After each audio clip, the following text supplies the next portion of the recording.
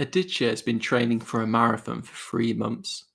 Name and define two components of fitness that are important to a marathon runner and explain, using examples, how they are used in a race.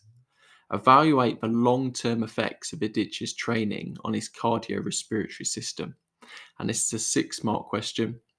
As with all 6 markers, we get 2 marks for AO1, which are our points and showing knowledge, 2 marks for AO2, which are explanations and evidence examples, and 2 marks for AO3, which is our evaluation. We've got a bit of choice with this question in terms of the components of fitness that we want to discuss. We need to pick two, and we want to pick the two that are most relevant to a marathon runner, as this will be easier for us to explain. So the first one we've gone with here is cardiovascular fitness. And for AO1, we can define cardiovascular fitness as the ability of the heart, lungs, and blood to transport oxygen during sustained exercise. For AO2, we need to explain how this component of fitness is important for a marathon runner. And this is because they must provide their muscles with oxygen and energy for a long period of time to maintain speed during a race. For our AO3 mark, we need to be looking at a long term effect of Aditya's training on his cardiorespiratory system. So we could say that his heart will have grown in size during his training, and this is known as cardiac hypertrophy.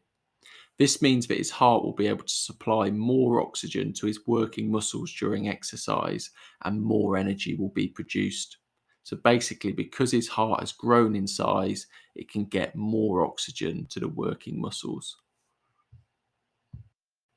Another component of fitness that is vitally important to a marathon runner is muscular endurance. So, this is another one which is really good to discuss within your answer to this question. So, for AO1, we could define muscular endurance as the ability to use voluntary muscles repeatedly without getting tired.